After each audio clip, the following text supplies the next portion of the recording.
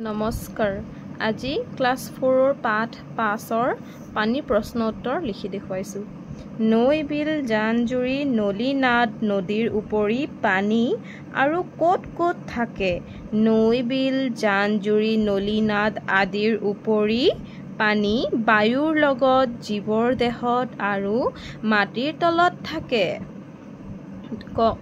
এতিয়া ক নম্বৰ প্ৰশ্নৰ উত্তৰটো চোৱা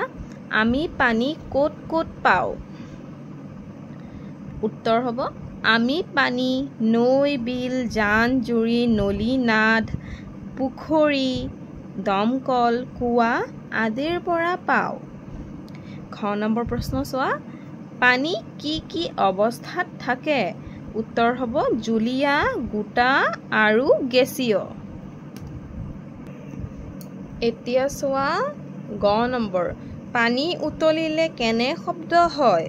বক বক শব্দ হয় ঘ নম্বৰ পাহাৰৰ পৰা পানী বাগৰি আহিলে কেনে শব্দ হয়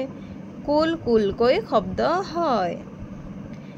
এতিয়া এই প্ৰশ্নৰ উত্তৰটো চোৱা মই য'তেই থাকো তাৰে আকাৰ লওঁ পাঠটোত পানীয়ে কি কি আকাৰ লোৱাৰ কথা কৈছে উত্তৰ হ'ব পাঠটোত পানীয়ে প্ৰকাণ্ড আৰু ক্ষুদ্ৰ পাত্ৰ আকাৰ লয় বুলি কৈছে কেতিয়াবা আকৌ ক্ষুদ্ৰ ছিদ্ৰৰ সুৰঙাৰ আকৃতি লয় জাৰত গোট মাৰে তাপ পালে ভাপ হয় এতিয়া শব্দ অৰ্থকেইটা চোৱা শব্দ আৰু অৰ্থ শব্দ হৈছে আকাৰ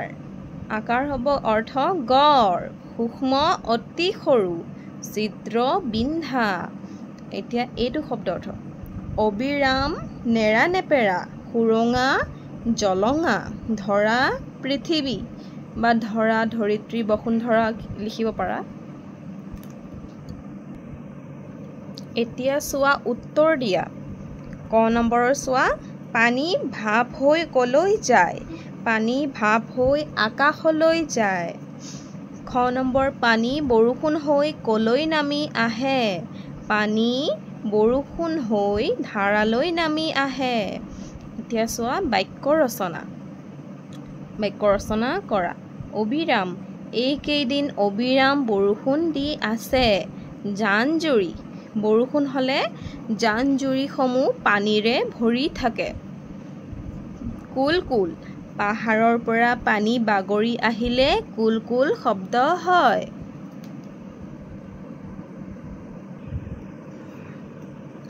সুৰঙা ঘৰৰ বেৰৰ সুৰঙাৰে পোহৰ পৰিছে ছিদ্ৰ খৰাহিটোত থকা ছিদ্ৰবোৰেৰে পানী নিগৰি গৈছে কাষৰ দুলিৰ পৰা শব্দ আনি মিলাই লিখা ক নম্বৰ চোৱা দুৱাৰ খিৰিকী বতাহত বন্ধ হ'লে মেৰ মেৰ বতাহত বাহে বাহে ঘঁহনি খালে কেনে শব্দ হয় কেৰ কেৰ বেল বাজিলে টং টং পানী উতলিলে বক বক জেঠীয়ে মাতিলে টিক টিক এই কোঠাটোৰ পৰা চাই ইয়াত লিখিবা তোমালোকে যদি মোৰ ভিডিঅ'টো ভাল লাগিছে মোৰ চেনেলটো ছাবস্ক্ৰাইব কৰি ভিডিঅ'টো লাইক কৰি দিবা আৰু শ্বেয়াৰ কৰি দিবা ধন্যবাদ